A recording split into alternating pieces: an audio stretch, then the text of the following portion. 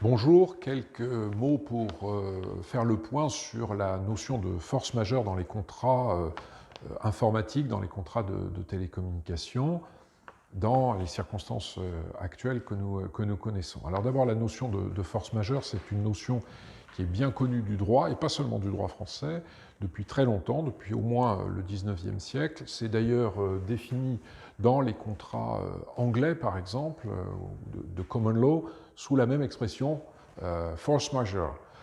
Voilà. Et jusqu'en 2016, c'était une notion qui était définie par la jurisprudence, c'est-à-dire par une suite d'arrêts, notamment en 2006, de la Cour de cassation. Depuis 2016, avec le nouveau Code civil, avec le nouveau régime général des obligations, on a un article du Code civil qui est clair, net et précis. Alors, est-ce qu'on va pouvoir utiliser ou se voir opposer la notion de force majeure dans les contrats de développement de logiciels, de développement de sites web? On fait le point rapidement. 3 conditions doivent être remplies. Il faut d'abord que ce soit un événement.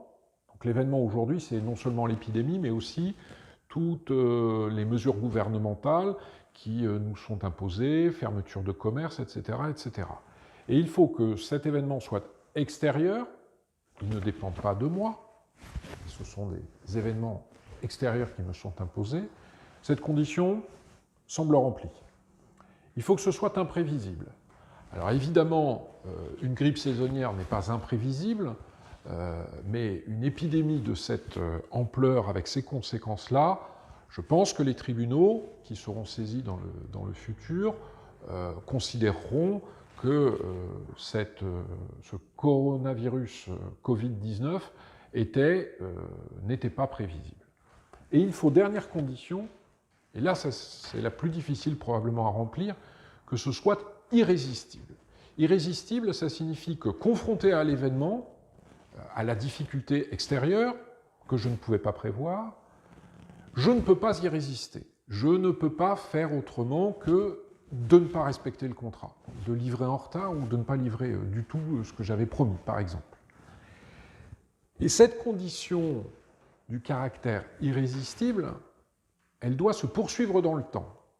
Pour dire les choses clairement, que l'activité d'une société informatique ou télécom soit gravement perturbée pendant quelques jours depuis la semaine dernière et pendant encore probablement quelques semaines, c'est certain, mais ça ne sera accepté par les tribunaux, peut-être, que si vous avez tenté de faire face, ce qui est évidemment votre cas.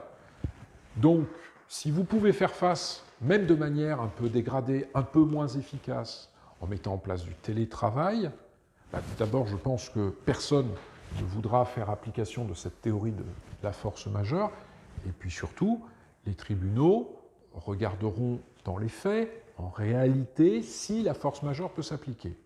Quand on regarde ce qui a été rendu par les tribunaux dans le passé, on s'aperçoit que les juridictions sont généralement assez sévères. La force majeure est un moyen de s'échapper de la force obligatoire du contrat, mais il faut avoir un dossier bien solide. Pour l'instant, les épidémies précédentes de grippe et même de dengue dans certains départements d'outre-mer n'ont que très rarement, voire jamais, été considérées comme des événements de force majeure. Ce n'est pas la même chose qu'aujourd'hui. Nous sommes face à un événement inédit, très certainement. Est-ce que les 3 conditions seront remplies dans tous les cas? Sûrement pas. Et ce qui compte, c'est d'abord de montrer aux tribunaux ultérieurement, à votre compagnie d'assurance, peut-être aussi dans le cadre d'une assurance de responsabilité civile, que vous avez mis en place tous les moyens pour faire face. L'histoire se construit jour après jour, heure après heure, en ces circonstances-là, mais voilà les premiers éléments certains, solides, sur lesquels on peut se baser, sur lesquels on peut se baser pour avancer ensemble. Merci.